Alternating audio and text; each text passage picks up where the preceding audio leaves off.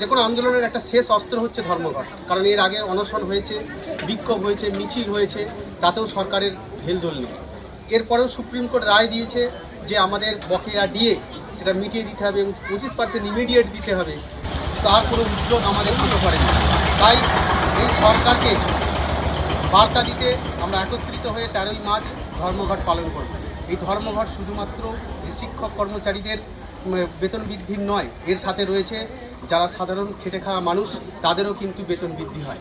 কারণ যে মেমোরেন্ডাম বের হয় সেখানে পরিষ্কার উল্লেখ থাকে 1% ডিএ বাড়লে 6 টাকার মতো দৈনিক মজুরি বাড়ে। এই জন্য শুধুমাত্র পশ্চিমবঙ্গে মজুরি কম, অন্যান্য রাজ্যে পশ্চিমবঙ্গের বাইরে গেলেই ঝাড়খণ্ড, বিহার, উড়িষ্যা, সেখানে একটা লেবার কাজ করতে গেলে 500-700 টাকা তার লেবারের দাম, কিন্তু পশ্চিমবঙ্গে কেন 300 টাকায় কাজ করতে হয়? কারণ এখানে ডিএ কম। সরকার এখানে ডিএ কম দেয়, তার বিনিময়ে কী দেয়? তাদেরকে ভাতা দেয়, যেটা কিন্তু তার বিকল্প কোনোদিনই হতে পারে না। তাই 13ই মার্চ আমরা ধর্মঘট করছি। সাধারণ মানুষ যারা রয়েছেন তাদেরকে বলবো আপনারা ধর্মঘটে সামিল হন। একটা ধরুন আমাদের 40% এবারে যে বেতন কমিশন, তাতে 40% ডিএ বাকি রয়েছে। 1%-এ যদি 6 টাকা বেতন বৃদ্ধি হয় একটা লেবারের, তাহলে 40%-এর জন্য 240 টাকা বেতন বৃদ্ধি হবে। মানে যে লেবারটা এখন 300 টাকা বেতন পায়, সে 550 টাকা বেতন পাবে, কিন্তু তাকে তার প্রত্যেক দিন 250 টাকা করে চুরি করে নেওয়া হচ্ছে। মাসে 7,500 টাকা চুরি করে তাদের বাড়ির লোককে 1000 টাকা ধরিয়ে দেওয়া হচ্ছে।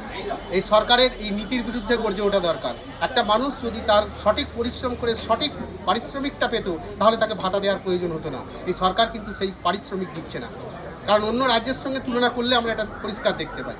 তাই এর বিরুদ্ধে প্রতিবাদ হওয়া দরকার। আজকে পশ্চিমবঙ্গ যে জায়গায় গিয়ে দাঁড়িয়েছে, এই সরকার যে জায়গায় রাজ্যটাকে নিয়ে গেছে, শিক্ষা ব্যবস্থা শেষ করে দিয়েছে, স্বাস্থ্য ব্যবস্থা শেষ করে দিয়েছে, কোনো জায়গায় পরিষেবা ঠিকঠাক নেই। একটা রাস্তা হলে তার হয়তো 25% কাজ হয়, 75% টাকা উধাও হয়ে যায়।